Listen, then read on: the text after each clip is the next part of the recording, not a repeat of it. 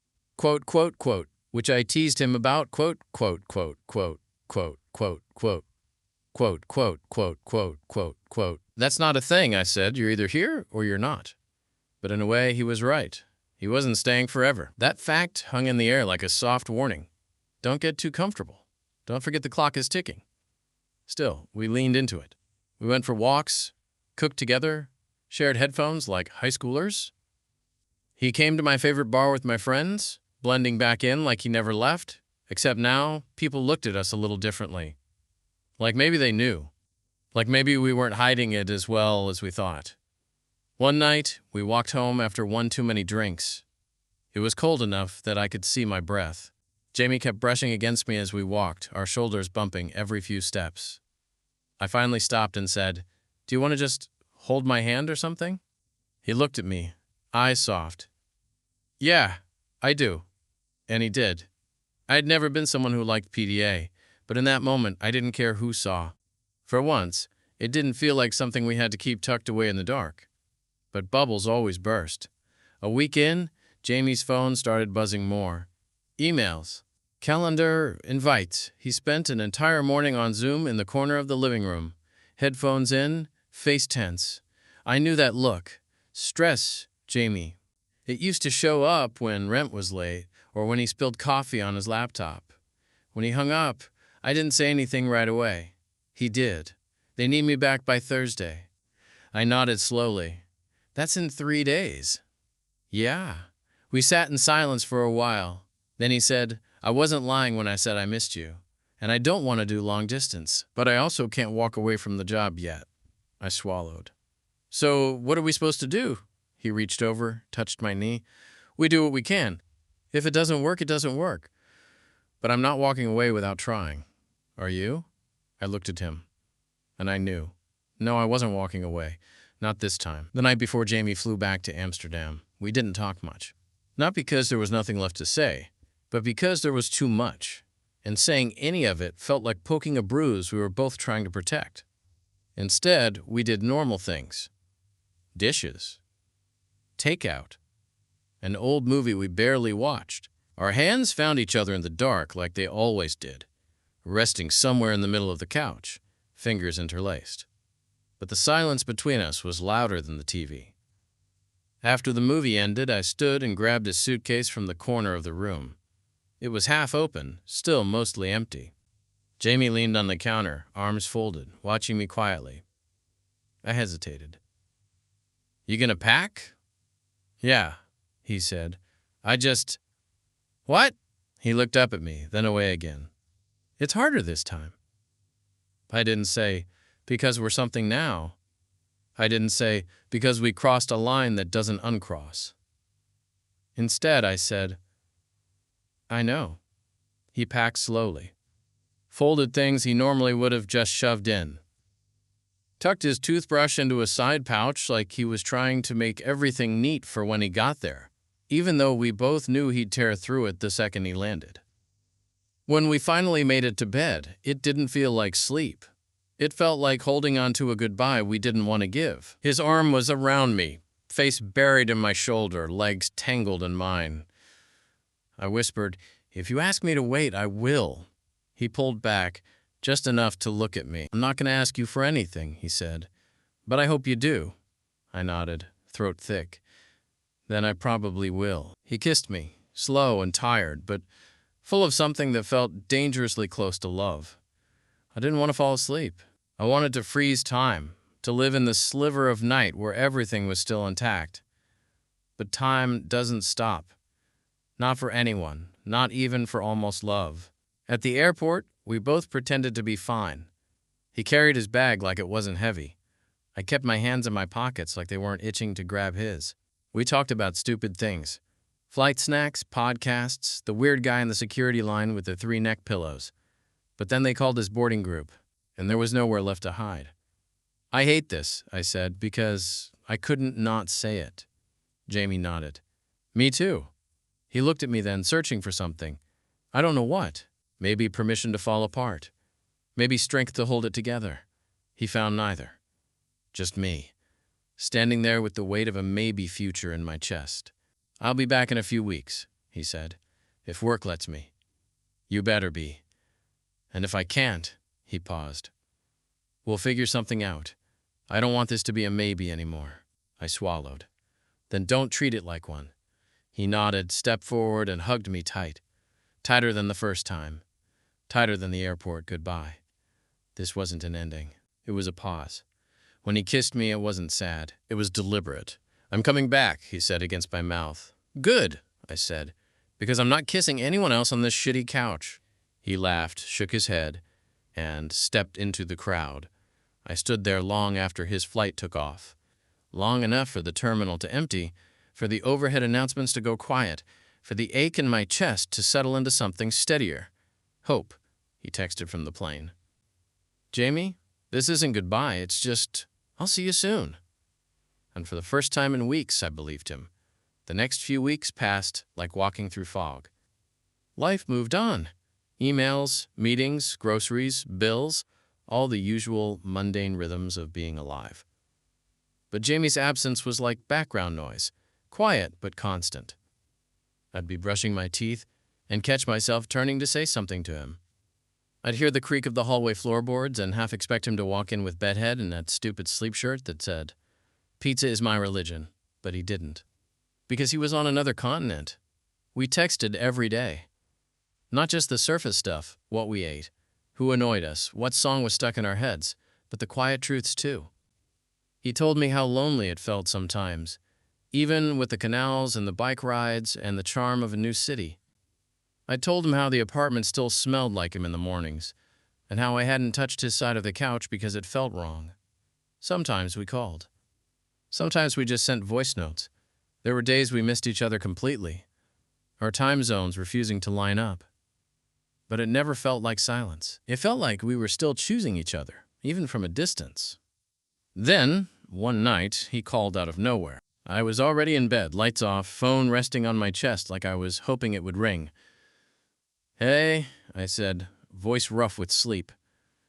"Hey," Jamie said, and he sounded different, nervous, awake, like adrenaline was holding him upright. "What's wrong?" I did something again. I sat up. "Okay, you gotta stop opening conversations like that." "Right. Sorry," he said, exhaling.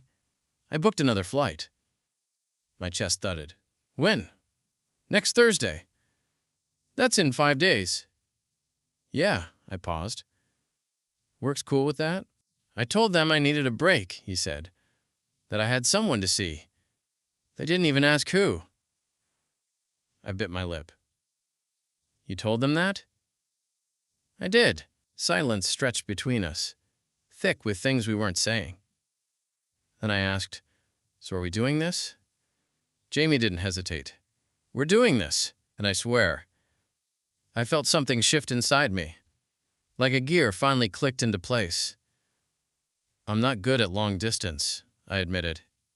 "I'm not either," he said, "but I'm good at wanting you." "Okay," I whispered. "Okay," he echoed.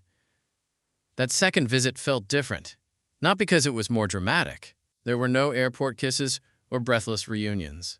He just texted, "I'm outside," and I opened the door, and there he was. Bag slung over his shoulder, hair messy from the wind, smile sheepish. "Hi," he said. "Hi," I said back. And then he stepped in, dropped his bag, and kissed me like he'd never left.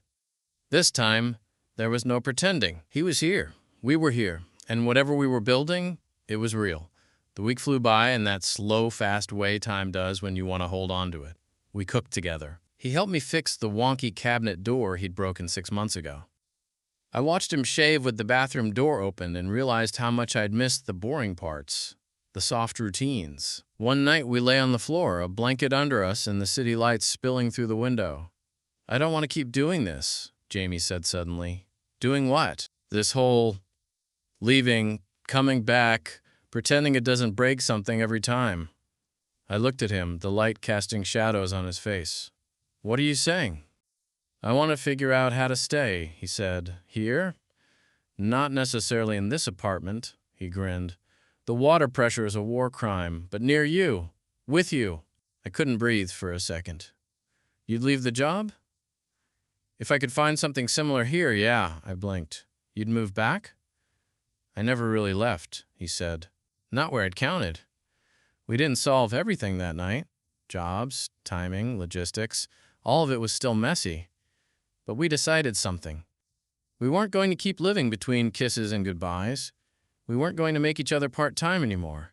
We were choosing something permanent. Or at least trying to. And for the first time in a long time, that felt enough. It took 3 more months to make everything work. Jamie didn't just up and quit his job. He transitioned out slowly, professionally. He found remote opportunities, reached out to his old contacts here, pieced things together with the kind of grown-up energy that used to scare the hell out of both of us. Meanwhile, I started clearing space, literally and otherwise. I made room in my closet, donated extra mugs, reorganized drawers. We used to joke about being his when he stayed over, but now they actually would be. We found a new place together, not far, still close to everything we knew, but a fresh start, clean slate, ours. He moved back in early spring, no fanfare, no speeches. He just walked through the door with 2 suitcases, a sleepy smile, and said, "So where do you want me?" I grabbed his hand and pulled him inside. Everywhere! Living together again wasn't some perfect montage. He still left socks in weird places. I still left the cap off the toothpaste. He hogged the blanket. I always forgot to do the dishes when it was my turn. But now, all of that was underlined by something steady. A choice we'd both made, and kept making. Some nights, we'd sit on the balcony, drinks in hand, knees touching. Other nights, we'd lie in bed, scrolling on our phones, his foot resting on mine like it was just another part of him now. The big stuff faded into the background. The distance. The airport goodbyes. The what-ifs? None of it mattered anymore. One night, a few months after he'd moved in, I found an old note tucked into one of his books. A folded receipt from some corner cafe in Amsterdam. On the back, in his handwriting, were 5 words. "I'll come back to you." He never told me he'd written it. Never showed it off. Never made it part of some romantic reveal. He just did it. And he did come back. The kiss we shared at the airport, that second one, the one that was a promise, that wasn't our last first. We had 1,000 of them after. First trip as a couple. First argument over where to order from. First lazy Sunday with nowhere to be. First quiet morning brushing teeth side by side without thinking twice. We built something real out of something that almost ended. And now? We don't say goodbye. Not anymore. Just be safe. Text me, see you tonight.